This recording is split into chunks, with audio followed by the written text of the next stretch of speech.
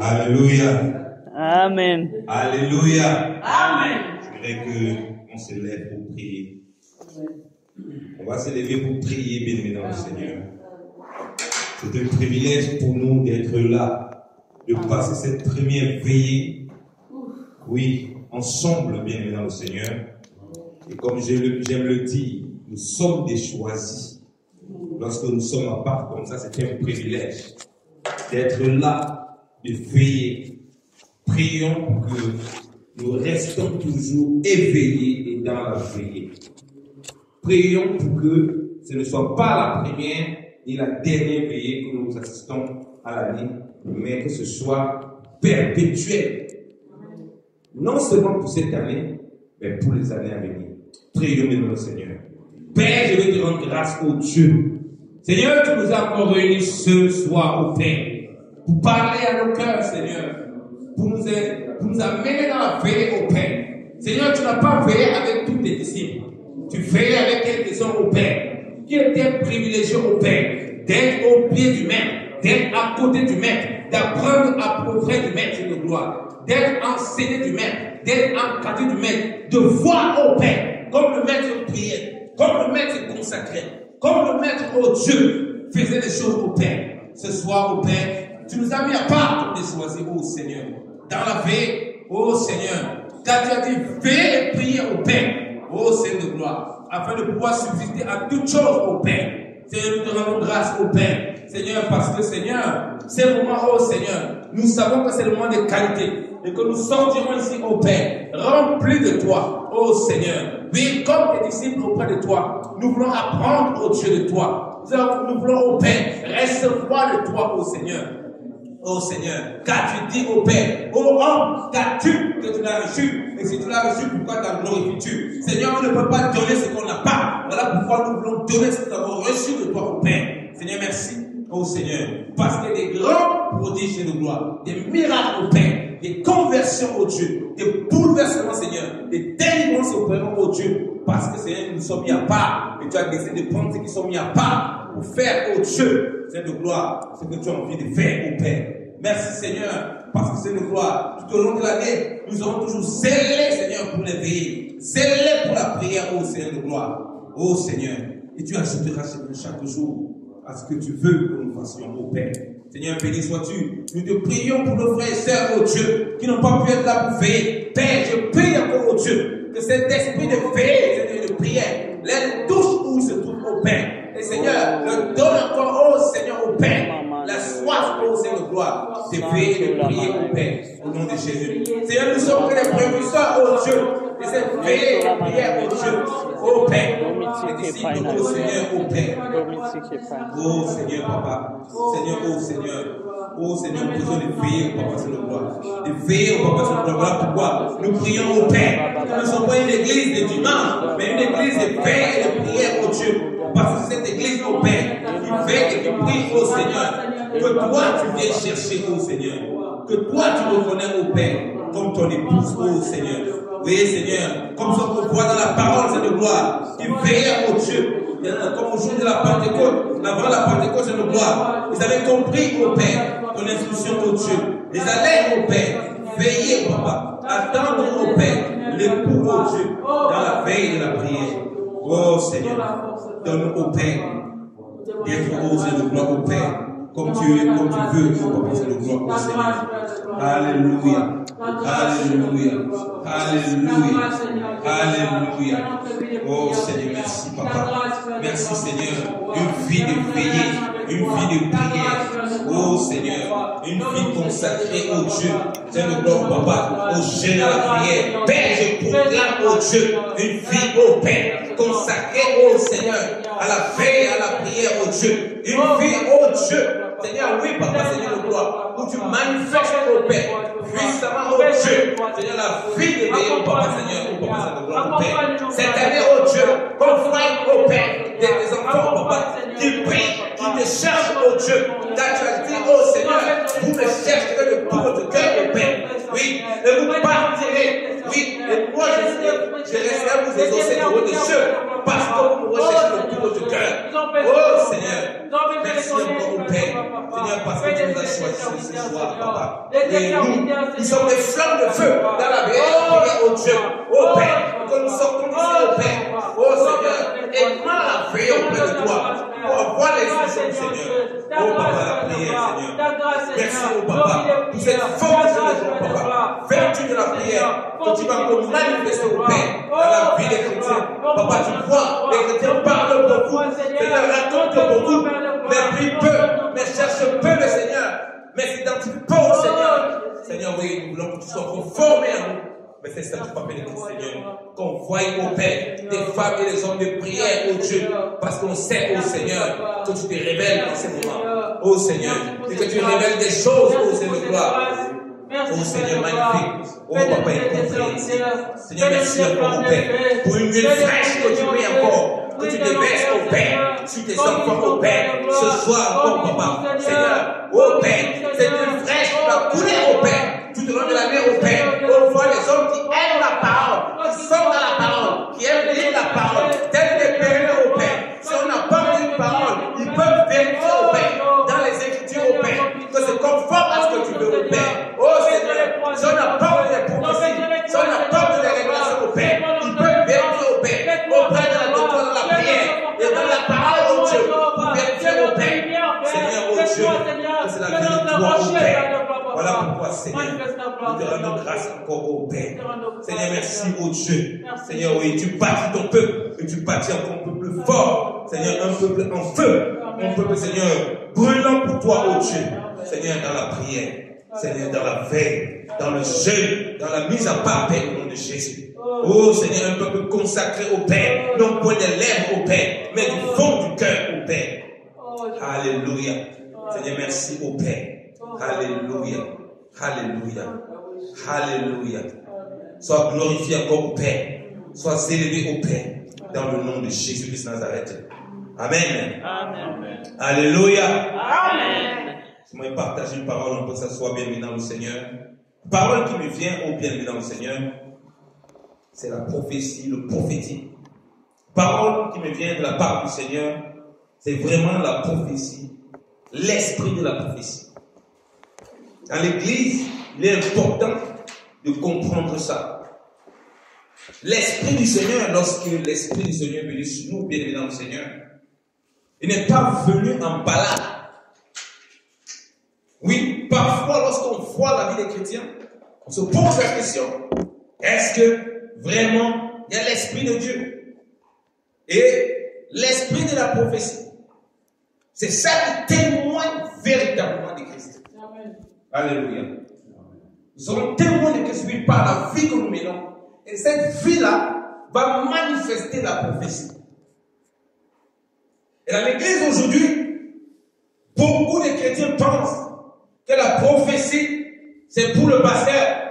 La prophétie, c'est pour le docteur. C'est pour l'apôtre. C'est pour les dirigeants. Non, bien évidemment, le Seigneur. C'est pourquoi l'église est faible. C'est pourquoi les chrétiens sont faibles et ne comprennent pas ça.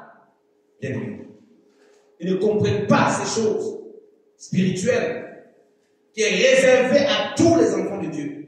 Dieu a fait de nous tous un sacerdoce royal. Le sacerdoce royal exprime le cœur du Seigneur, exprime la pensée du Seigneur, mais différemment. Et la prophétie, c'est pour tout le monde. Or, quand dans l'église, toi déjà tu ne sais pas que le Saint-Esprit que tu as, c'est l'esprit de la prophétie.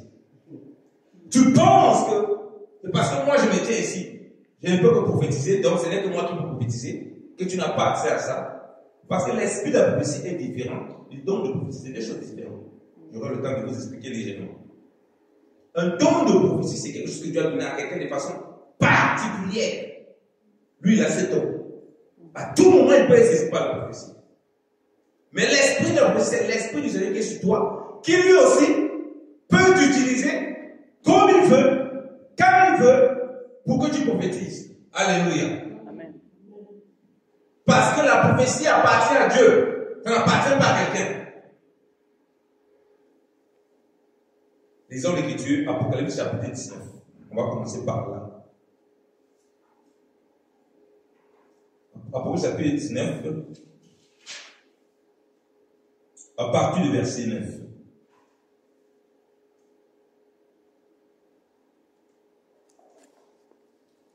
Et l'ange me dit, écris, heureux ceux qui sont appelés au festin des noces de l'agneau. Et il me dit, ces paroles sont les véritables paroles de Dieu. Et j'ai tombé à ses pieds pour l'adorer. Mais il me dit, garde-toi de le faire. Je suis ton compagnon de service et celui de tes frères qui ont le témoignage de Jésus. Adore Dieu, car le témoignage de Jésus est l'esprit de la prophétie. Alléluia. Amen. Quand Dieu révèle les choses à Jean, il a une vision qui est complexe, très complexe. C'est une vision dans laquelle il y a des visions. Donc c'est une vision assez complexe. Et là-dedans, il est impressionné par la grâce que Dieu lui révèle au travers de l'ange. Et il confond cet ange au Seigneur. Parce que le Seigneur s'est révélé à lui premièrement. Et quand le Seigneur se révèle, il tombe, il a la vision. C'est une vision qui a des visions. C'est assez complexe. On aura peut-être un jour l'occasion de parler de ces choses assez complexes. Parce que là-dedans, il y a beaucoup, effectivement, l'esprit de la prophétie, le prophétique. Parce que la prophétie, à la base, prophétiser à la base, c'est parler de la part de Dieu. Voilà pourquoi les prophètes, ils étaient vus comme la bouche de Dieu. Ils parlaient de la part de Dieu. Ça, c'est la prophétie par défaut. Quiconque parle, c'est vraiment l'esprit de Dieu. Il est en train de prophétiser, même inconsciemment. Il prophétise. Vous comprenez pourquoi la Bible dit, Caïphe, le sacrificateur, la Bible dit il a dit qu'il vaut mieux qu'un meure que tout le peuple ne périsse. Pourquoi? Parce qu'il avait peur de l'Empire romain à cause de la gloire et la réputation que Jésus commençait à avoir. L'Écriture dit quoi? Il prophétisa même sans le savoir. Donc, il a parlé de la part de Dieu sans savoir que ce qu'il disait là, en fait, ce n'était pas le Caïphe qui complotait. Donc, la parole qui sortait de sa bouche là, ce n'était pas l'homme charnel qui était en train de comploter. Mais là, il prophétisait réellement. Or, on prophétise des choses du Seigneur par l'esprit du Seigneur. Comme on a vu là, le témoin Jésus, c'est l'esprit de la prophétie. Voilà pourquoi c'est important que vous compreniez ça. Que lorsque vous parlez de la part du Seigneur, vous êtes en train de prophétiser. Vous n'avez pas besoin d'avoir une prophétie instantanée. Ça peut être une parole qui vous est inspirée par le Seigneur et vous êtes en train de prophétiser. Et prophétiser, ce n'est pas dire les choses forcément à venir. Et c'est là où l'erreur que parfois les gens font. C'est pourquoi beaucoup de chrétiens ont peur de voir que c'est la responsabilité d'une personne. Prophétiser, tu peux parler du présent, parler du passé, passer des choses qui ne sont pas bien réglées dans le passé. Et que Dieu veut régler. Voilà pourquoi vous allez comprendre, vous allez voir que lorsque quelqu'un ne connaît pas le Seigneur, ou bien quelqu'un, et même dans l'église comme ça là, il suit une prédication, il a l'impression que la prédication là, c'est toute sa vie que ça vient de déballer. Donc la personne qui prêche est en train de prophétiser sans s'en rendre compte. Donc elle est indirectement en train de prophétiser parce que l'Esprit du Seigneur repose sur elle. Et comme elle a un témoignage à Jésus, le témoin de Jésus, c'est quoi? C'est l'esprit de la prophétie. Et ça commence à parler au cœur de la personne, alors que la personne qui prêche ne sait même pas qu'il y a quelqu'un à côté. Maintenant, il peut maintenant prophétiser de façon consciente. C'est-à-dire que lorsqu'il va parler, il sait exactement à qui ça s'adresse. Ou bien il sait exactement là qu'il est saisi par le Seigneur. Je vous donne un exemple. Lorsque Paul, disons l'écriture, je vais, comme il dit, on va aller, je vais aller doucement. Dans le petit, quand je suis dedans, c'est compliqué. Donc, que le Seigneur me donne d'aller doucement pour que vous puissiez me suivre. Alors, lorsque Paul, on va lire Actes chapitre 13. Lorsque Paul, Actes chapitre 13, pour que vous compreniez ce que je suis en train de dire, le bas Jésus qui empêchait Paul de pouvoir, qui empêchait de pouvoir prêcher l'évangile. Après, la Bible dit Paul le rempli du Saint-Esprit. Actes chapitre 13, s'il vous plaît. Lisez Actes chapitre 13, on va lire, je vais vous dire à partir de quel verset on va le lire. Alors, je vais lire à partir du verset C'est ça. Ayant ensuite traversé toute l'île jusqu'à Paphos, ils trouvèrent un certain magicien, faux prophète juif, nommé Bar-Jésus, qui était avec le proconsul Sergius Paulus, homme intelligent. Ce dernier fit appeler Barnabas et Saul, et manifesta le désir d'entendre la parole de Dieu. Mais Élymas le magicien, car c'est ce qui signifie son nom, leur faisait opposition, cherchant à détourner de la foi le proconsul. Alors, Saul, appelé aussi Paul, rempli du Saint-Esprit, fixa les regards sur lui et dit, on plein de toute espèce de ruse et de fraude, fils du diable, ennemi de toute justice, ne cesseras-tu point de pervertir les voies droites du Seigneur? Maintenant, voici, la main du Seigneur est sur toi. Tu seras aveugle et pour un temps, tu ne verras pas le soleil. Aussitôt, l'obscurité et les ténèbres tombaient sur lui et il cherchait en tâtonnant des personnes pour le guider. Alors le proconsul, voyant ce qui était arrivé, crut, étant frappé de la doctrine du Seigneur. Amen. Je suis en train de vous expliquer l'esprit de la prophétie. Ici, vous avez Paul qui annonce la parole. Quand on annonce la parole, tu prophétises, tu parles de la part de Dieu. Ça, c'est prophétiser à la base. Et je vous ai dit que tu as maintenant prophétisé, où tu es saisi par Dieu. Les paroles que tu dis là, ce n'est pas que tu as pu lire la Bible pour expliquer. Non. Tu donnes des paroles qui viennent directement du Seigneur. Et vous voyez, Paul qui est censé enseigner, prêcher à la personne pour qu'il soit repenti. Où le Seigneur dit non, bénissez ceux qui vous persécutent. On n'est pas ici dans le bénissez ceux qui vous persécutent. Parce que ça, c'est la prière. Ça, c'est quelque chose qu'il va travailler dans son rôle. Là, il est saisi, rempli du Saint-Esprit. Instantanément, il pose un jugement. Et la personne, directement, c'est que le frère a dit. C'est pas la chair. C'est pas il vient pour dire la personne est méchante, mais il commence à maudire la personne. Non, c'est pas la chair. La Bible précise bien, rempli du Saint-Esprit. Pas les fausses prophéties qu'on a à l'église. Tu es pour avec quelqu'un, tu sais pas comment tu vas régler ce problème. Après, tu viens devant. L'esprit Seigneur est sur moi. Toi là qui as mangé mon boudou. Dieu fait comme ci, comme ça. Tu commences à régler tes comptes. Ce n'est pas comme ça. Tu commences à raconter des bêtises. Là, Paul marque avec la vie de faire. La Bible dit aussi bien, rempli du Saint-Esprit. Je vous pose la question. Est-ce que Paul n'était pas rempli du Saint-Esprit avant? Est-ce que Paul n'a pas toujours été rempli? Il a toujours été rempli du Saint-Esprit. La seule qui est mise là, c'est le fait qu'il est saisi actuellement par Dieu pour poser un jugement. Et on voit qu'elle est précise et elle s'accomplit. Et les gens ne comprennent pas que quand on parle de l'esprit de la prophétie, ce n'est pas que tu vas commencer à être un perroquet. Là, tu deviens charlatan. Ce n'est pas que tu vas commencer à être un perroquet. Lorsque tu es saisi comme ça, à tout moment, tu fais le de Dieu, tu as le cœur pour Dieu, Dieu t'est saisi. Ici, on a vu un cas d'un jugement qui est établi direct. On voit que ça ne rigole pas. Pas nos prophètes comme aujourd'hui. Ainsi dit l'Éternel, ce qu'ils disent n'arrive même pas. Bon. Déjà, blague avec Dieu. Blague avec les prophéties. Ça ne rigole pas. Quand la prophétie sort véritable, je vous assure, tu ne peux pas t'amuser avec. Tu ne peux pas jouer. Parce que les gens aujourd'hui blaguent beaucoup. On est là-dedans, on dit c'est la grâce. Bon, Dieu permet quand même un peu comme on blague. Mais si c'était crainte de Dieu, il y a vraiment l'esprit de prophétie qui se manifeste. Je vous assure, il y a des choses que les gens ne font pas. Vous savez, quand je vivais à Yveton, il y a un frère que j'aime beaucoup. Je vous donne ce témoignage. Il m'appelle donc, homme de Dieu, viens. Ça date depuis des années, ça fait plus de 16 ans ça. Il m'appelle, sachant que tu as le feu, tu pries beaucoup. Vraiment, Dieu m'a convaincu qu'il faut que je vienne, je te confesse, je parle avec toi. Il y avait beaucoup de problèmes qui le dérangeaient. Et à un moment, il était retourné un peu dans la débauche. Et il avait une église, il fréquentait une église. Je ne connaissais pas son église. On était dans l'église différente. On se connaissait. Parce qu'on faisait l'école d'ingénieur ensemble, on se connaissait.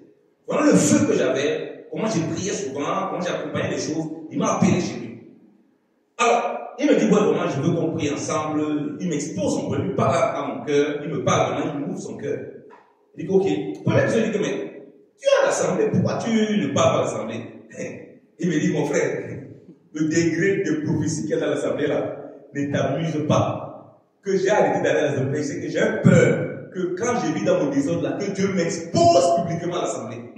Parce que l'assemblée qu'il y avait, c'était des blancs, ce pas des noirs. Les gens ne parlaient pas beaucoup. Mais il y avait un fort esprit prophétique dans cette assemblée.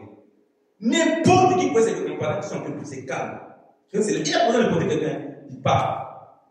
Tu vois comment les gens se dépendent. Tu vois comment les gens ils pleurent. Dieu révélait les plus profondes choses cachées. Pas besoin de bruit. Il a vu ça dit, comme ça dans l'église. Moi, quand tu as vu avec les femmes dehors. Non, mieux j'arrête d'abord un moment de venir à l'église. Et on a rigolé, mais ça c'est pas rigolant.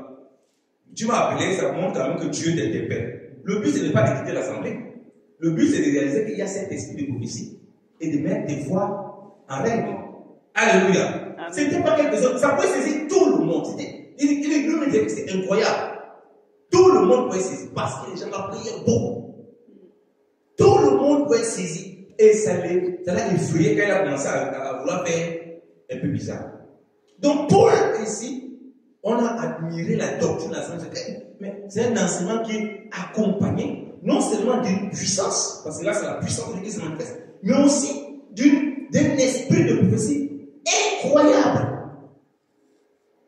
Là, Paul le fait certainement par rapport à son message en tant qu'apôtre, mais de façon globale en tant qu'enfant de Dieu, Dieu peut nous mettre des paroles ainsi, remplies, saisies, par exemple, on fait l'œuvre, oui, pour le temps qu'il fait l'œuvre. Les esprits de prophétie instantanés que les gens ont, ils ne sont pas dans l'œuvre de Dieu, ils sont dans la distraction, mais ils prophétisent ça. Moi, je me pose des questions. Il était dans l'œuvre, ça s'est manifesté. Avec l'autorité qu'il a en tant qu'apôtre, dans une certaine dimension. Mais c'est valable pour nous tous, puisqu'on a lu le témoin, je dis, c'est l'esprit de la prophétie. Donc, je vous donne encore tous les aspects. J'ai dit une première chose, lorsqu'on parle de la parole du Seigneur, on prophétise. D'une façon, quand on partage l'évangile, indirectement en train de prophétiser. Mais là, c'est dans sa base. Puisque lorsqu'on ouvre l'écriture, c'est Dieu qui nous parle. Quand on fait mon écriture, tais-toi. Donc, lorsqu'on partage la parole de Dieu, on est en train de parler de la part de Dieu d'une façon ou d'une autre. Maintenant, on peut être saisi de façon instantanée. Comme ça, on se met à prophétiser. Quand on est dans le service de Dieu, quand on est dans la prière, on se met à prophétiser. Ça, c'est l'accent que je veux mettre aujourd'hui. Il y a un autre cas. Dans les autres cas, l'esprit de prophétie se manifeste comme ça. On voit des visions et des songes. Dieu va dire, lorsque Marie va mal parler de Moïse, que Dieu parle par nous. Dieu va dire que s'il y a un prophète parmi nous, je le parle en songe, en vision, en énigme. Mais quand à Moïse, je le parle face à face. Face à face. Donc on voit que je laisse d'abord l'accent des songes et des visions. Moi, je veux parler au nom de la prophétie instantanée. C'est très très important. Aujourd'hui, pour discerner. Lisons l'écriture. Le témoin, je dis que c'est l'esprit de la prophétie. Et Jean, lui, reçoit des choses prophétiques. Là, les choses prophétiques, comme il dit, qui parlent du passé, c'est des choses qui parlent du passé, qui parlent du présent, qui parlent du futur. Donc, quand on parle de prophétie, ce n'est pas forcément parler du futur. Là, on a vu le cas de Paul, comme j'ai dit, il est cessé instantanément, il dit quelque chose, ça arrive. Il faut craindre quelqu'un quand il commence à idéer cette crainte de Dieu, il cherche Dieu d'une certaine façon. Ce qui peut sortir de sa bouche, ce n'est pas sa bouche. Vous avez vu avec Pierre. Qu'est-ce qui s'est passé avec Agnès et Saphira? Qu'est-ce qui s'est passé avec Agnès et Saphira? Il a parlé instantanément et ils sont morts direct. Pourquoi? Comme je l'ai dit, frère, s'il y a une certaine crainte de Dieu parmi nous, je vous assure, l'esprit de prophétie qui va se manifester. Avant de faire quelque chose, on va réfléchir par deux fois. Pourquoi le Seigneur n'a pas permis? Pourquoi? C'est que Pierre a dit de sa bouche, directement c'est arrivé.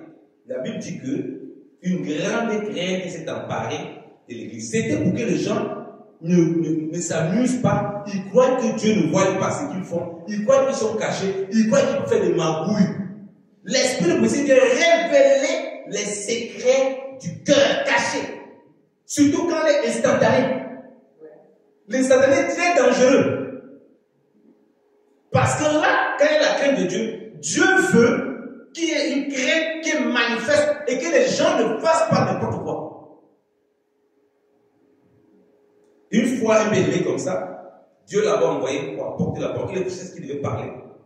C'est lui l'a parlé en avant. Parce que comme il dit, c'est aussi l'esprit. Si Dieu peut te parler avant d'aller quelque part, comme on voit bien. ce qu'il fallait les prophètes, comme on a vu avec Paul. Paul, pour aller à Jérusalem, le Seigneur a montré aux autres que le type, il ne faut pas qu'il aille, bon, qu'il va aller à Jérusalem. Mais ils se sont dit non, il ne faut pas qu'il aille à Jérusalem parce qu'ils ne voulaient pas qu'on le lit. Donc Dieu les avait montré cela. Donc dans la prophétie, il y a tous ces aspects. Mais l'aspect, comme je dis, c'est l'aspect de la communauté. Donc le bien-aimé partait. Et Dieu lui a montré un message qu'il lui a apporté. Et Dieu lui a dit, quelqu'un va venir avec votre part. Quand il a commencé à parler, c'est toute la vie de la personne qui défilait. Il parlait, il savait à qui exactement il parlait. Il a décrit tout ce que la personne faisait, même dans l'application. Vous enseignez pour la fortifier, mais les paroles spécifiques qu'il donnait, il savait clairement.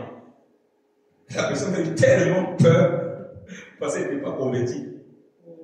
La personne a eu tellement peur. Elle a appelé le serviteur de Dieu qu'elle connaissait, qu'il avait invité à l'église. Mais ça, c'est quelle qualité d'esprit, ça. Mais ça m'a effrayé. Comment il connaît ma vie et tous les détails comme ça. Et le serviteur de Dieu passait à aller voir le bien-aimé, l'autre homme de Dieu, pour dire, bon, il a dit que, elle a eu peur, donc c'est bien. Le serviteur a dit, mais comment tu veux que ces gens aient peur? C'est pas bien. Il faut qu'elle comprenne que Dieu connaît toutes choses, que Dieu n'est pas caché. Et c'est comme ça que Dieu a conduit la personne au Seigneur. C'est très fort l'esprit de prophétie bien dans le Seigneur. Et comme il dit, c'est valable pour tout le monde. Pour notre enfant de Dieu. Donc, acte 6. Je veux qu'on lise vraiment acte 6 là.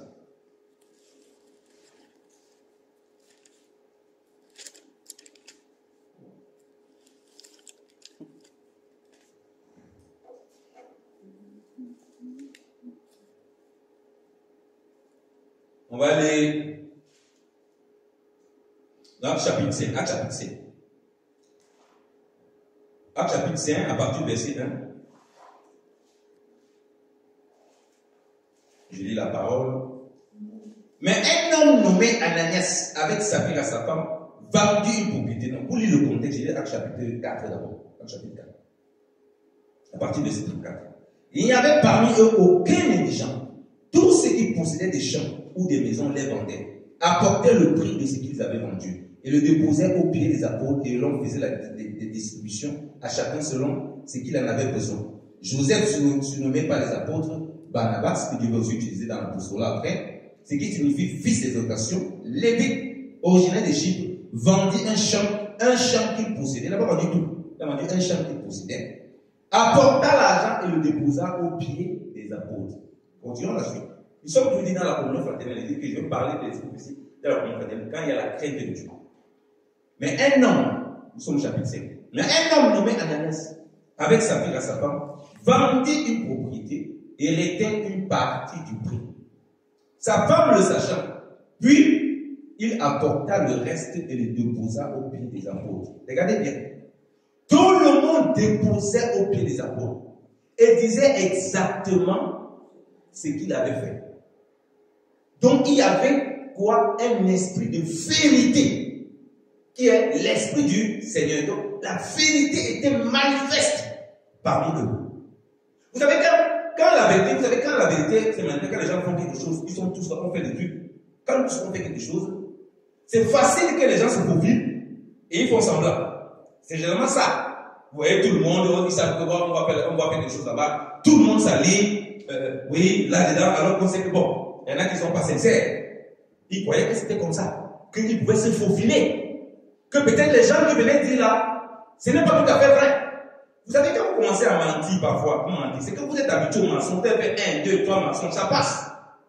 La Bible dit que le salaire du péché, c'est la mort. Et qu'un peu de levain fait lever toute la pâte. Moi, je ne pense pas que c'est la première fois qu'ils ont menti. Ça, c'est ma conviction personnelle. Je ne pense pas que c'est la première fois qu'ils ont menti. Je pense que c'est des gens qui étaient habitués au mensonge. Et qu'ils pensaient qu'ils pouvaient venir comme ça au sein de l'église. Peut-être qu'ils pouvaient mentir chez eux. Entre eux là-bas. Ils disaient, le Saint-Esprit nous pardonne, vraiment, ils mentent. Mais ils croyaient qu'ils pouvaient venir au sein de l'église, continuer à mentir et croire que Dieu va laisser. Pourquoi? Parce que s'ils font ça au sein de l'église, c'est une semence qu'ils vont déposer. Vous comprenez pourquoi quand on parle avec l'esprit de prophétie, je suis très sérieux. S'il y a véritablement des prophéties qui se manifestent, soit au travers de la parole qui est apportée, je vous dis que le péché ne peut pas, le péché, les voies du diable pour détruire, pour anéantir les gens, ne peut pas démêler au sein. C'est impossible. Impossible. Il va trouver la personne. Le Saint-Esprit va épurer les gens et va nettoyer les gens. Ça va prendre le temps qu'il faut. On n'a pas besoin de chasser les gens.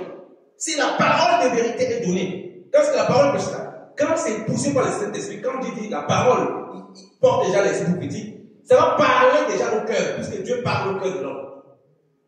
Et si en fond de ça, les gens ont une manifestation des prophéties, alors là, on ne peut pas faire n'importe quoi, c'est impossible. On ne peut pas. On ne peut pas faire n'importe comment. Si l'église tout entière, à part si l'église vit tout le monde vit dans le désordre, comme vit l'église dans si on vit dans le désordre, là ça ne dit plus rien. Les prophéties sortent de nous, on dit ça, ça ne nous fait plus rien. Nous, vraiment, non. Nous, on est mauvais, on s'est habitué au mauvais, on sait que Dieu, lui, il ne fait plus rien, il n'agit même plus. Là, c'est là où que Dieu t'a abandonné, ça c'est plus grave. Je préfère que Dieu me châtie, que je revienne à lui, au lieu que je fasse n'importe quoi. Il ne fait plus rien, ça c'est dangereux. Ça veut dire qu'il m'a rejeté, ça veut dire qu'il ne me reconnaît même pas. Parce qu'un bon père va essayer de remettre l'enfant, mon enfant, tu prends la mauvaise route, comment on avait fait sur le droit chemin. C'est ça que l'esprit aussi vient apporter. Le prophète, qu'est-ce que c'était son rôle? Parce que le prophète ne faisait pas que prophétiser. Le prophète instruisait le peuple. Parce que il y avait la loi par laquelle on pouvait prophétiser. Dans les Écritures par laquelle on pouvait prophétiser, comme il dit, la prophétie dans le sens simple. C'est-à-dire qu'il parle de la part de Dieu. Mais sauf que le peuple pouvait détourner. Puisque le peuple, la loi c'est quoi? Ok. On dit par exemple, prenons le cas de David. Voilà la loi. La loi dit que si quelqu'un a commis un adultère, n'est-ce pas, on attrape les deux, on lapide. Bon, David a fait ça, personne ne l'a attrapé quand il fait. Donc ça veut dire qu'en réalité, selon la loi, il est libre. Mais ce n'est pas tout à fait ça. Puisque Dieu a mis le prophète aussi à côté. Pour que lui vienne. Si tu veux continuer l'écriture, il parle. Pour dire non, mon ami, ça ne se passe pas comme ça. C'est pour ça que l'esprit de dans l'église, tu peux écouter les enseignements, tu continues à faire bizarre dehors. Dieu va ajouter donc la manifestation prophétique pour que tu comprennes que c'est qu'on te dit là, que tu veux faire des dehors bizarres. Dieu connaît. Et c'est pour ça qu'il parle à ton cœur. Alléluia. Donc David pouvait écouter tout le temps la loi. On peut dire, ah, amen, sacrificateur, tu prêches bien. Mais moi, on ne m'a pas tapé. Donc, il n'y a pas besoin de me confesser. Bien sûr. Puisque sur la loi, c'est qu'on t'a tapé. On t'a tapé, on peut te lapider, on appelle les démons. On t'a pas tapé, on ne peut pas t'accuser. Mais sauf que Dieu a prévu tout. Le prophète donc venait pour te remettre sur le droit chemin. C'est ça que la prophétie, pourquoi la prophétie des prophètes était difficile à accepter. Parce qu'il ne venait pas dire ce que les gens voulaient entendre. Il disait ce que les gens doivent entendre. Un des pasteurs avec qui je travaille, le pasteur Jean-Marie, un de mes papas, vraiment un papa dans la foi, un vieillard. Il est de cet âge. Et il m'a raconté une histoire à l'église. Comme quand les gens n'ont pas compris l'esprit de prophétie, ils pensent que ça repose que sur le pasteur. Parce que, par rapport, Dieu va l'utiliser, Dieu va manifester. Gloire à Dieu. Le pasteur aligne, chaque fois que le culte est fini, tous les prévenus sont alignés. Chacun vient, il donne les prophéties. Il a salué sur une sœur, il a prophétisé. Il a dit non, pasteur, je ne suis pas d'accord avec cette prophétie. Il faut changer la prophétie. Et il était lui-même dépassé que quelqu'un disait ça. Et il a changé la prophétie. Donc ça veut dire que ce qu'il fait là, vraiment, c'est une grosse blague. Et comment vous voulez que les gens changent? Donc, parce que les gens se disent, oh, le pasteur a proposé sur la sœur Vanessa. Oh, mais c'était trop beau ce qu'il a dit. Quand elle arrive à son tour, il dit, mais pourquoi il dit ça sur mon tour? Non, changez ça. C'est pas comme ça l'esprit de prophétie. Paul, il venait de poser un jugement sur la personne. La prophétie venait pour amener l'éclairage, la lumière. Et là-dedans, c'est là où elle t'encourage. Tu ne peux pas vivre dans le péché. Dieu veut te le prophétie. Ainsi dit l'Éternel, tu seras béni, tu vas être élevé. C'est les fausses prophéties. Tu ne peux pas vivre dans les ténèbres, dans le péché. Ce que Dieu lui montre, c'est plutôt la gloire. On ne te montrer que ça ne va pas. Règle tes voix. C'est pourquoi les prophètes étaient lapidés. La prophétie vient, elle vient pour t'encourager. La Bible dit qu'elle vient pour t'encourager, pour t'exhorter, pour t'instruire. S'il y a instruction, ça veut dire qu'il y a des choses que tu peux faire qui ne sont pas bien. Dieu te corrige. Il va aussi venir t'encourager. Alléluia, on est d'accord. Mais si ça veut dire que pour t'encourager, alors que tu fais mal, imaginez un enfant. qui passe au temps à avoir 0 de moyenne à l'école. 1 sur 20. Son père lui dit, ah mon enfant, tu t'avais bien, tu as eu 20 sur 20. Et le père ne l'aime pas, il ne l'aide pas. Il dit, non mon enfant, ah, tu t'es débrouillé comme tu peux, mais regarde comment la matière est là où ça ne va pas, pour qu'on améliore. L'esprit de prophétie s'est manifesté comment? Qu'est-ce qu'il parle aux églises? Il dit ce qui est bien, n'est-ce pas? Quand il parle aux cette églises, on aura l'occasion de partager sur cette église un jour. Il parle aux églises, il apprécie, oh non, toi, l'église est faite, vraiment, tu ne peux pas supporter les faux apôtres, tu connais les détecter, ça c'est bien. Il dit ce qui est bien, c'est lui-même le prophète par excellence. Mais il dit aussi, j'ai quelque chose contre toi. Tu as abandonné ton premier amour. Donc si tu viens seulement pour dire que les bonnes choses sur moi, je vais commencer à m'inquiéter. Ça peut m'enorgueillir. Mais si tu viens aussi, tu profites que les mauvaises choses, ça peut aussi me détruire. Donc on a des prophètes de malheur qui ne pensent que la malédiction sur les gens, en fonction des problèmes qu'il avait les gens, ils prophétisent la malédiction. En fonction de l'amitié qu'il y avait les gens, ils prophétisent aussi la bénédiction. Ce n'est pas comme ça, ce n'est pas ça, c'est la manipulation. Un vrai prophète, déjà, comme il dit, il enseigne, il instruit. On ne peut pas parler du prophète, on parle de la prophétie. Parce qu'on prophétise, c'est pour ça que je parle de lui. Mais on parle de la prophétie. Comme dit la prophétie, c'est pour nous tous. Donc, revenons sur notre acte chapitre 5. Mais un homme nommé Ananias, il a vendu, verset 2, et hérité une partie du prix, sa femme le sachant, puis il apporta le reste et le déposa au pied des apôtres. Pierre lui dit, Ananias, pourquoi Satan a-t-il rempli ton cœur au point que tu manques au Saint-Esprit et que tu aies retenu une partie du prix du champ? Dis-moi, qui a révélé ça à Pierre? Pierre dit, tu n'as pas menti à un homme, hein? Pourtant il a menti à eux. Oui, tellement il y avait la crainte de Dieu. Le fait que les gens apportaient les offrandes de tout le cœur. Ils venaient. On a dit bien que Barnabas a vendu un chapelet. Non, j'ai vendu tel chapelet. Il n'a pas dit autre chose. Il a été vrai. Les autres venaient, il était vrai. Tout le monde dit que non. Tout le monde dit ça, on ne sait pas si c'est ce qu'il dit, si c'est la vérité qu'ils ont fait. Nous, on peut griller le Saint-Esprit. Mais pourquoi tu as menti? Ce qui est sorti directement, c'est quoi? La parole est sortie. Il est mort direct. Direct. Il dit, s'il n'avait pas été vendu, ne te resterait-il pas? Et après qu'il a été vendu, le prix n'était-il pas à ta disposition? Comment as-tu pu mettre en ton cœur un pareil désir? Vous voyez que c'est que le Saint-Esprit vient, ça révèle le cœur. La prophétie vient révéler le cœur. C'est que tu as mis à ton cœur. Donc il vient sonder les profondeurs du cœur. Parce que la Bible dit que Dieu sonde les cœurs et les reins. Vous comprenez pourquoi l'esprit de prophétie doit être posé sur tout le monde. Même dans ta famille, même dans ta maison, même avec tes enfants. S'il n'y a pas ça, tu auras des problèmes. Parce que tu ne peux pas contrôler l'humain. C'est Dieu qui connaît le cœur de l'homme. Une fois, j'étais à l'aéroport. L'époque, je marchais. Je vois un homme qui passe. Bon, je voulais témoigner de moi à la troisième personne, mais je vais parler. Je traverse, je ne le connaissais pas, j'allais jamais. Quand je traverse, le Seigneur m'interpelle. Va par là, c'est monsieur. Je parle avec quelque chose de ma propre pensée. Ça m'interpelle. Je ne peux plus. Parce que je sortais des moments de prière, tout ça. J'ai couru.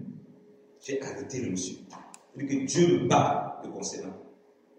Par rapport à ce que tu traverses. Papa. Il me regardait comme ça pour la télévision. Et puis il m'a dit merci. Merci beaucoup. Dès que j'ai dit ce que j'avais dit, et je pars. Quand je partais, il ne partait pas. Il me regardait, il était dépassé. C'était pas facile d'obéir. Peut-être j'aurais pu me tromper. Mais c'est pas grave. Je vais apprendre et je vais recommencer. Alléluia. Amen. Samuel, il entendait la voix du Seigneur. Même s'il n'avait pas connaissé le Seigneur, il partait demander à Élie. L'exercice prophétique à l'assemblée, ça s'exerce. Et c'est pour ça qu'on est là. Quand quelqu'un va faire, la Bible dit qu'il faut examiner. Peut-être qu'il n'a pas encore à discerner, machin. Il apprend au milieu des saints. Il s'exerce. Parce que peut-être c'est ta propre intelligence. Peut-être même si au niveau des visions, des sens, peut-être il se dit à lui-même des choses. Mais si les gens ne les exercent pas dans l'assemblée, on ne peut pas arriver à ce niveau. Et tant pis les apôtres, le Saint-Esprit a touché Pierre. Il a dit, il a mis en ton cœur. Et pareil dit, ce n'est pas à des hommes que tu as menti, mais à Dieu. Ananias entendit ces paroles, tomba et expira. Une grande crainte saisit tous les auditeurs. Dites-moi, il a parlé ici. Après, il va partir, il va parler pareillement à la femme. C'est qui lui a révélé ça? Vous voyez que c'est un homme. Un homme peut révéler ses secrets comme ça jusqu'à appliquer une sentence comme ça. Elle veut dire que la crainte s'est emparée. La crainte s'est emparée. Les jeunes hommes, on continue. Les jeunes gens s'étant levés, l'enveloppaient et l'emportaient et l'ensevelillaient. Environ 3 heures plus tard, sa femme entra, sans savoir ce qui était arrivé. Pierre lui adressa la parole. Dis-moi, est-ce à un tel prix que vous avez vendu le champ? Oui. Les gens, Seigneur Jésus, nous nous sommes courageux. Humain. Quand on voit là, chapitre là, il y a déjà les lépreux qui sont guéris. Et il y a déjà une manifestation terrible de la puissance de Dieu. Il y a des miracles exceptionnels. On vient comme ça. L'apôtre Pierre, tu as vu, il faisait des choses exceptionnelles. Il te pose la question. Bon, quand tu es habitué à mentir, c'est facile de répéter la même chose. Non. Tu dis, tu le mets. Les menteurs sont forts. Hein. Ils te regardent dans les yeux comme ça, ils te mentent dans les yeux, je dis la vérité. Moi, j'ai vu quelqu'un comme ça, il mentait. On savait qu'il mentait. On lui parle, il te regarde dans les yeux. Je dis, mais tu mens, mais tu dis la vérité. Dans mes yeux que tu dis la vérité. Que fais attention, ça va te créer les problèmes. Après, il tourne. Un jour, j'évangélise à Paris. Je suis en train d'évangéliser, je prends les frères, parce que parfois, il y a des missions quand je parle avec les frères. Je fortifie les églises, j'enseigne les frères dans les églises et tout. Et ensuite, on passe à la pratique. On sort évangéliser et tout. Il y a un frère qui évangélise à côté de moi. Pas parce qu'il évangélise, non, il n'y a pas de gens. J'évangélise, je partage. Certains qui veulent un peu de partage, on fait des discussions. Si je me pousse à poser un peu, je pose. Sinon, après, je les laisse, je continue à évangéliser. Il y a quelqu'un qui a demandé l'argent. Là, il dit que non, je ne fais jamais ça. C'était la seule fois que ça arrivait. Il a demandé l'argent à un frère, il a dit que c'était pour manger, tout ça. Pendant que j'étais en train de prêcher comme ça, un temps j'ai été saisi, je suis venu vers lui. Il dit que tu es sûr que l'argent, tu prends ça, c'est pas de jeter à manger. Il dit que tu es sûr. Il disait oui, si l'argent que tu prends, c'est pas pour te faire à manger, cet argent va te donner la mort. Je suis parti pour te évangéliser. Le gars a pris l'argent, il est parti. Lui-même, il est revenu encore remettre l'argent. Le frère qui était avec moi en France, il était étonné. Et que non, on ne blague pas dans les choses de Dieu. Où on est déjà là, parce qu'il y avait une telle atmosphère du Seigneur. Il y avait même des gens là qui n'avaient jamais baptisé. Que des céciteurs pour Dieu commençaient à Jésus. Je vous assure. Il y a une sœur qui n'avait jamais baptisé. Elle a, cette là, c'est qu'elle a commencé à pleurer. Les gens qui étaient, les frères qui étaient dépassés, que non, c'est comme ça que le Seigneur agit. Ne vous inquiétez pas. Elle était saisie, elle a commencé à manger jusqu'à prophétiser. À un moment, après c'était. Vous voyez, quand il y a cette atmosphère-là, Dieu ne permet pas certaines choses. Quand nous prenons, nous veillons et nous mettons à part, je vous assure, dans nos vies là-bas, laissons ça dans nos maisons là-bas, et quand on vit ici, on est la créature de Dieu. Et même dans nos maisons, mettons en règle. Mais Dieu ne va pas s'amuser. Donc elle est rentrée, elle a dit, non, comment? C'était le prix là. Toi, tu veux m'appeler le prix, c'était le prix.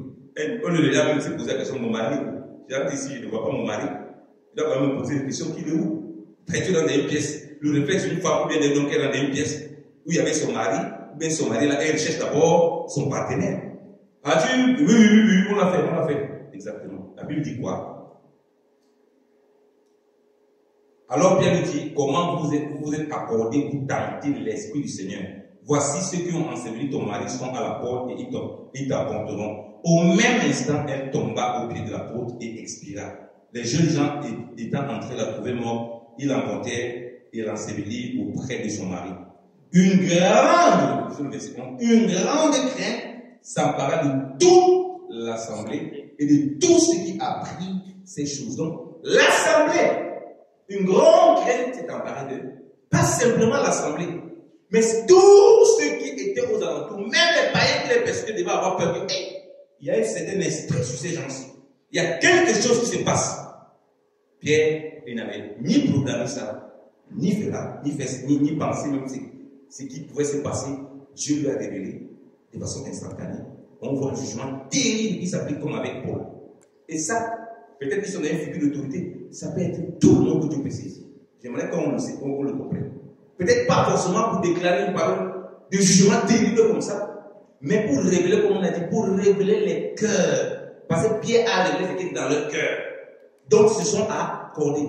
Et bien, tel qu'on le Saint-Esprit, en ce moment, Saint-Esprit dit que non, je ne permets plus certaines choses. Si vous avez l'habitude de mentir chez vous, je ne vais plus permettre que vous mentiez cela. Parce que les gens font bien, et vous allez venir amener un autre les autres. Si ça passait, ça veut dire que les gens peuvent venir apporter les bagages, les trucs et mentir. Mais Dieu n'a pas permis. Lisons l'Écriture. 1 Corinthiens. On va finir avec ça. 1 Corinthiens, bien évidemment, Seigneur. Quand on parle de la prophétie, l'Écriture veut, 1 Corinthiens 14, veut que nous tous nous prophétisons. 1 Corinthiens 14, à partir du verset 1.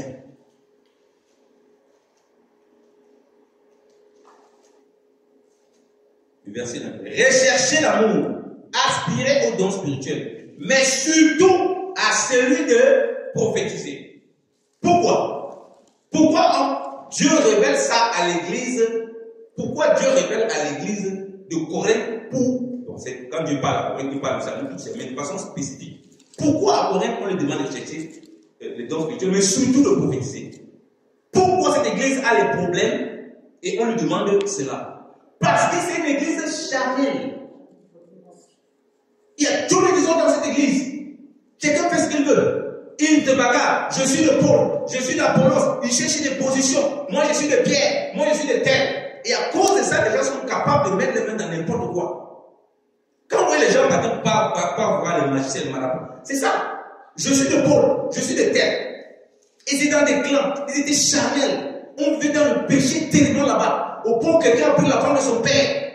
Alors que dans 1 Corinthiens chapitre 1, il dit qu'aucun don ne leur manque. Mais il y avait un don qui leur manquait. Parce qu'ils étaient attirés que par les dons de puissance pour montrer que Dieu guérit. Et il y avait les guérisons. Mais dans quel état? Dans un état de péché, de désordre, de délabrement total. Du coup, quand les païens venaient, ils voyaient leur vie, ils étaient encore plus scandalisés. Parce qu'ils voyaient les gens. Dans 1 Corinthiens chapitre 6, il dit que les frères avaient même les problèmes. Ils partaient chercher les magistrats, les gens dehors. Ils n'étaient pas capables de résoudre le problème entre eux. Comme on voit les chrétiens aujourd'hui, ils ont un problème avec son frère et sa soeur. Ils partent chercher les magistrats, les juges, avec des convocations terribles. On les chercher d'abord de s'arrêter avec son frère pour essayer de résoudre. Donc on le laissait au sein de l'église. Non. La chaîne s'est déjà installée. Voilà l'état des Corinthiens. On dit qu'il faut prophétiser. Il explique en quoi c'est bénéfique, la prophétie. Il dit, en effet, celui qui parle en langue ne parle pas aux hommes, mais à Dieu. Car personne ne le comprend. Mais c'est en esprit qu'il dit des mystères. Celui qui prophétise, au contraire, parle aux hommes, les édifie, les exhorte, les console. Alléluia. À l'église aujourd'hui, les gens cherchent seulement à parler en langue. Personne ne cherche à prophétiser. Vous tous, vous voulez parler en langue, mais personne ne veut prophétiser. C'est bizarre, hein? Alors qu'on dit qu'il faut prophétiser. Que je cherchais pour le moment ça. C'est bien si vous parlez de langue. Je n'ai rien contre. Gloire à Dieu. Mais on a inversé les choses. On dit non, il faut d'abord que tu parles en langue. Non. Il faut d'abord que tu prophétises. On dit que tu dois prophétiser. Et il va plus loin. Il dit que celui qui prophétise est plus grand que celui qui parle en langue. Donc l'église est appelée à prophétiser. Nous tous ici. Personne sans exception. L'Esprit du Seigneur habite en nous tous. Donc ça veut dire que nous tous on peut être saisis à la prophétie. Dans toutes ses facettes. Et précisément, on dit la facette instantanée, on est à l'église, on reçoit les choses du Seigneur, on peut parler, on examine. Quand je conduis pour faire des réunions de prière, c'est pour ça que je demande toujours, quelqu'un a reçu les choses du Seigneur, quelqu'un a une pensée. On ne sait pas. Peut-être il peut se tromper, mais on n'en sait rien. On doit pouvoir laisser que les autres s'expriment. Et c'est là où on peut capter quelque chose du Seigneur.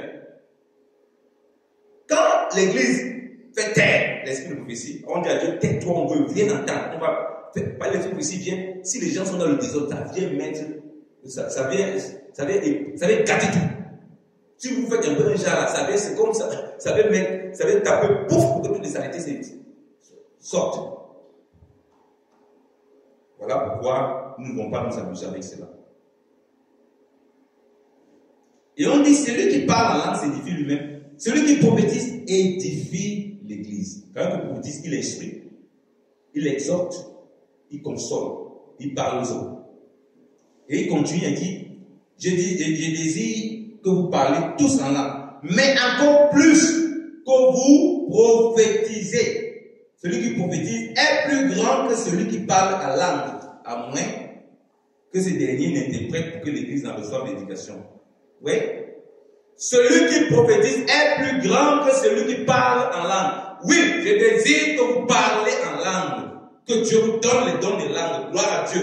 Mais par-dessus tout, je désire que vous prophétisez. Attends, Paul sait, il a vécu, il a expérimenté, il sait ce qui est plus important pour l'église et pour les hommes, parce qu'il a dit que celui-là qui parle, qui prophétise, qu'est-ce qui se passe? Il dit qu'il instruit, il console, il dit les hommes. Donc ce n'est pas seulement l'église.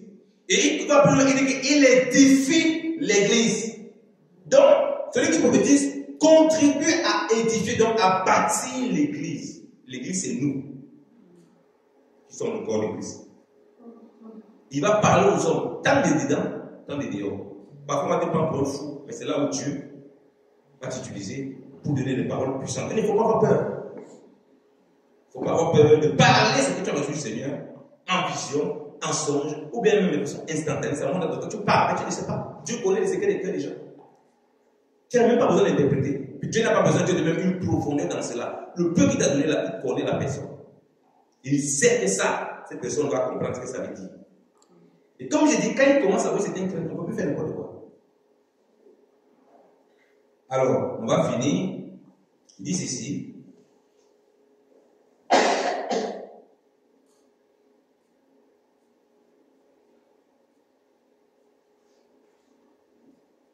Il dit,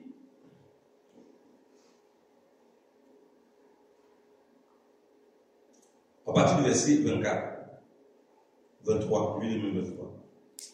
Si donc dans une assemblée de l'église entière, tous parlent la langue et qu'ils subviennent des hommes du peuple ou des non-croyants, ne diront-ils pas que vous êtes fous? Ouais, les langues, nous n'en parlons, on dit que les gens nous prennent pour des fous, prennent pour des fous. On dit qu'on nous prend pour des fous. Ce n'est pas ça que Dieu veut. Dieu sait bien, chacun doit parler, voilà, de son côté, rendre grâce à Dieu. Mais il dit, mais si tous prophétisent et qu'ils subviennent quelques non-croyants ou un homme du peuple, regardez comment on définit celui qui prophétise. On dit si tous, on n'a pas dit si le pasteur, si Yannick prophétise, si papa Général prophétise, si maman Hortense prophétise, si maman Déborah prophétise, on dit non, si tous, on s'adresse à l'église, tout le monde prophétise. On dit, le croyant, il est convaincu par tous et jugé par tous. La prophétie apporte un jugement dans le cœur. Voilà pourquoi vous allez voir comment ça peut parler par prophétie. Quelqu'un vous dit, mais pourquoi tu me juges? En fait, ce n'est pas toi qui me juges. C'est que tu viens révéler les profondeurs de ce qu'il a caché. Et la Bible dit quoi? Le verset 25, comme on a vu avec ce que Pierre a dit, c'est que tu as résolu dans ton cœur, tu as résolu le mal de venir mentir alors que ce n'est pas ça, alors que l'argent est à disposition. Il dit ça, il dit quoi? Les secrets de son cœur sont dévoilés, de telle sorte que tombant sur sa face, il adorera Dieu et publiera que Dieu est réellement au milieu de vous. On reconnaît que Dieu est réellement au milieu de nous par l'esprit de la prophétie, par l'esprit de prophétie, par le fait que l'église entière vit une vie de prophétie, pas dans le désordre, parce qu'après il a détaillé. Mon but, c'est pas de détailler comment ça se passe. J'ai dit déjà, il parle de l'esprit de la prophétie, pour que nous tous on prophétise. Après, il va dire, voilà, on va séquencer. Dieu est réellement au milieu de nous. Il dit oui, les gens vont voir que Dieu est au milieu de nous. On n'a pas besoin de faire des miracles, des guérisons, tout ça, non. Ça va venir après. Ce qui doit prédominer. Parce que les gens de Dieu cherchent les miracles, cherchent les guérisons, cherchent tout. C'est bien, parce que c'est les dons que Dieu a mis à disposition. Mais ici, il a insisté sur l'esprit de la prophétie, parce que les miracles et les guérisons ne retiennent pas les gens dans l'assemblée, ne sauvent pas les gens. Mais la prophétie dit bien que ça sonde les cœurs et ça révèle que Dieu est au milieu de vous. Ce qui révèle que Dieu veut de nous, ce n'est pas parce qu'on a guéri. Même les marabouts n'ont pas pour les guérisons. Mais la prophétie qui révèle le cœur de l'homme, les marabouts ne peuvent pas faire ça. Parce qu'il n'est pas Dieu, il ne connaît pas le cœur de l'homme. Il ne lit pas les cœurs des hommes. Dieu lui sonde, on n'a pas dit Satan. Satan ne sonde rien. Satan voit des choses et il les manipule avec. Mais Dieu lui sonde les cœurs, il connaît les choses les plus cachées, les plus profondes. Mais les démons communiquent quand ils prennent les informations, ils prennent les informations là-bas, et puis ils parlent les gens. Ils ne connaissent rien. L'esprit de divination qui veut impressionner les gens. Je t'ai vu, tu étais à tenue bleue, tu es cela, machin. J'ai vu même ton portefeuille. Il y avait une carte bancaire. Mais ça, c'est quoi ça? Ça pour les pauvres gens. Fais-moi les prophéties bizarres, bidons. On dit que Dieu est vraiment au milieu de vous. Ça montre que Dieu est vraiment. Ça, c'est la sorcellerie. Je suis désolé, moi, je vous dis les choses claires. C'est les faux prophètes et les fausses prophéties. La prophétie, quand elle vient, il dit, elle scie le cœur, elle dépouille ton. Toi, tu écoutes la prophétie, quand tu rentres, tu dis, c'est moi qu'on parlait ici. Hein. J'ai écouté une fois un message. Et à un moment, j'ai regardé. La vie chrétienne, ce n'est pas tout droit. Tu vis ta vie chrétienne. À un moment, tu prêches toujours, tu es là. Mais il y a une petite désordre qui s'installe petit à petit, comme je dis, un peu de l'homme et de tout à part. J'ai écouté une prédication de quelqu'un. C'était simple. Mais l'onction prophétique qui s'est manifestée. Au départ, j'ai joué les grands docteurs. Et moi, je pensais aussi, je dis, oui, c'est prêche bien, c'est bien, il est bon. J'ai fini en larmes. Et en repentant devant le Seigneur à genoux, en train de crier à Dieu. Mais regarde comment je suis misérable. Parce que l'esprit de prophétie qui s'est manifesté. Docteur ou pas docteur, tu balances ça de côté, mon ami. C'est à ton cœur que Dieu parle. Quand tu connais les trucs que tu ne connais pas, c'est à toi que Dieu parle. Ça m'a saisi. J'ai crié à Dieu. J'ai pleuré. Je me suis senti misérable. Donc, vous savez, l'air de rien, tu n'as l'air de rien. Mais quand tu écoutes, tu es attentif. Tu te rends compte que Dieu veut nous parler. Donc, j'aimerais que nous soyons un peuple rempli de l'esprit de prophétie. Manifestant la prophétie. On a l'occasion de partager encore sur comment on peut disséquer ça, comme on a expliqué dans l'église. Mais d'abord, avant d'expliquer comment utiliser ça, il faut déjà qu'on puisse se manifester. Amen. Nous allons prier. Je vais prier et je vais laisser la parole. Nous allons nous lever, nous allons prier. Prier que vraiment le Seigneur nous éclaire encore. Que le Seigneur nous remplisse encore. Oui, il a dit désirer les dons de miel, mais désirer surtout celui de prophétiser. Nous voulons que les gens viennent ici. Ils confessent que Dieu est véritablement au milieu de vous. Parce que la prophétie qui va se manifester va révéler les secrets de leur cœur. Parce qu'entre nous, la prophétie va révéler les secrets de leur cœur pour nous encourager, pour nous consoler, pour nous édifier, mais aussi, comme la Bible a dit, pour nous juger. Pour juger les intentions, pour juger nos voies, pour juger nos décisions. Oui, parce qu'on peut parfois prendre des décisions arrêtées dans le cœur. Mais ce n'est pas Dieu. Il y a une sœur qui avait témoigné comme ça. Elle m'avait témoigné une fois. Un culte. Elle est sortie, elle allait aux toilettes. Elle a rencontré un frère quand il sortait comme ça pour aller le faire la taper. Il a parlé avec autorité. Et ce que tu veux faire, là, Dieu n'est pas d'accord. Même que tu veux opérer, Dieu n'est pas d'accord. Elle a été saisie de peur. Elle avait l'intention d'avorter. Et il a croisé comme ça, il lui a dit ça. Avec une telle dureté. Elle a paniqué. C'est pas possible, Dieu voit tout. Elle avait été ça seule dans le lieu secret. Ici, là, l'histoire, elle était comme ça, quand même à l'église. Quand vous êtes à l'église, non. Quand on est venu en tant qu'église, je vous assure, s'il y a vraiment les prophéties, Dieu va nous faire du bien.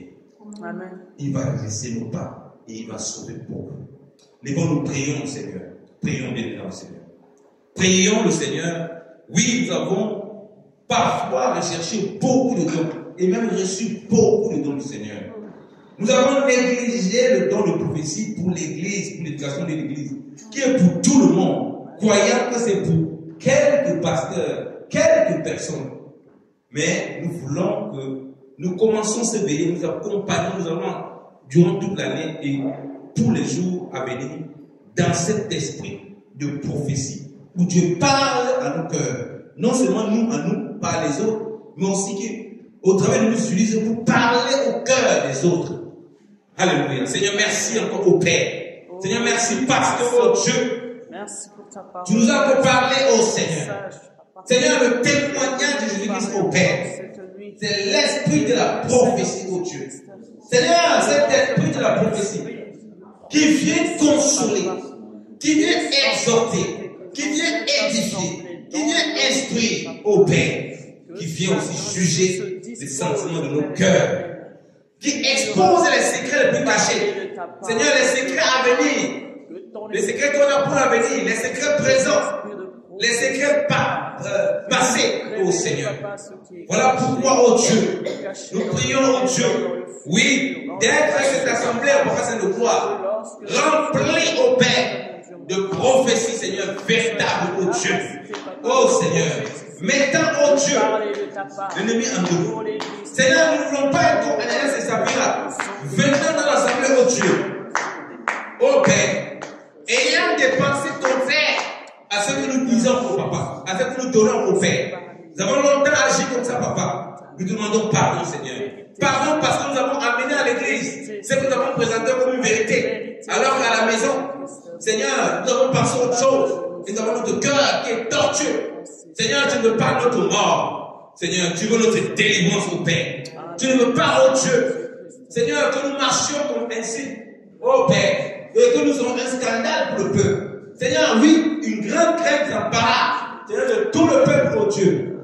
Laisse qu'au travers de nous vies brisées, au travers de nos vies transformées au Père, par l'esprit de prophétie qui repose sur nous au Père, qui repose sur les peuples, qui repose, oh Seigneur, sur les églises ici au Père. Seigneur, que les cœurs soient révélés, que la crainte de Dieu soit manifestée. Seigneur, je te bénis de ce qu'on verra encore Dieu au milieu de nous au Père. Et que par cet esprit de prophétie, Seigneur, ensuite, Seigneur, les choses, Seigneur de gloire, d'autres choses vont suivre au Père, au nom de Jésus. Oh Seigneur, tu es véritablement au milieu de nous au Père, par l'esprit de prophétie, oh Dieu. Oh Seigneur, tu nous as donné cet esprit, oh Dieu. Nous avons négligé cet esprit au Père.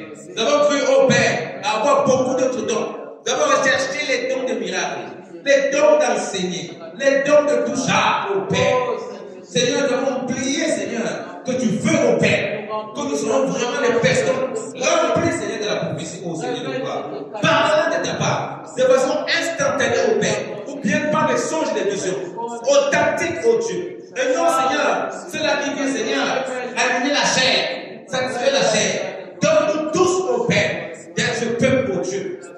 Ô Père, Seigneur de gloire, qui témoigne par l'esprit de la prophétie au Dieu, qui témoigne par l'esprit de la prophétie de gloire. Seigneur, nous sommes confiants, Seigneur, que tu vas nous faire du bien, Seigneur, et que tu vas nous manifester cela au Père, dans nos vies au Papa Seigneur, dans nos marches au Père. Sois glorifié au Papa Seigneur, sois célébré au Père, dans le nom puissant et glorieux de Jésus-Christ. Alléluia. Seigneur, merci, oh Seigneur. Merci, Seigneur, oh Papa. Tu reviens prendre l'église sans tache ni rien de semblable, oh Dieu. Alléluia. Oh Père, je prie dans nos familles, oh Dieu, comme tu crois au Père, cet esprit de poussée au Père, où tu révèles des choses cachées au Père. Oh Dieu, Seigneur, dans nos familles, il y a eu des pratiques démoniaques, il y a eu des cultes, il y a eu des alliances démoniaques, Seigneur, qui perdent des gens au Père, ou certains qui détestent ce secret, parce qu'il est vraiment secret. Oh Père, que toi tu nous révèles au Père, et que nous puissions parler, et que les uns les autres voient que oui, notre Dieu est véritable, et que nous avons vraiment son esprit au Père. Seigneur, tu vois au Père des choses cachées qu'il y a dans les églises au Papa Seigneur de gloire, où les uns et les autres, au Seigneur, veulent faire des choses au Père. Oh Seigneur, Papa Seigneur de gloire. Oh Père, Seigneur, ils ont des desseins inavoués. Ils ont des choses, Seigneur de gloire. Oh Papa, pour détruire, Seigneur de gloire, leurs frères et sœurs, Seigneur de gloire. Oh Seigneur de gloire. Tu vois des femmes, oh Seigneur de gloire, et des hommes qui empoisonnent même au Seigneur de gloire leur mari, et qui veulent empoisonner au Père, parce qu'elles veulent être libres, oh Seigneur de gloire. Père, révèle ces choses au Père. Alléluia.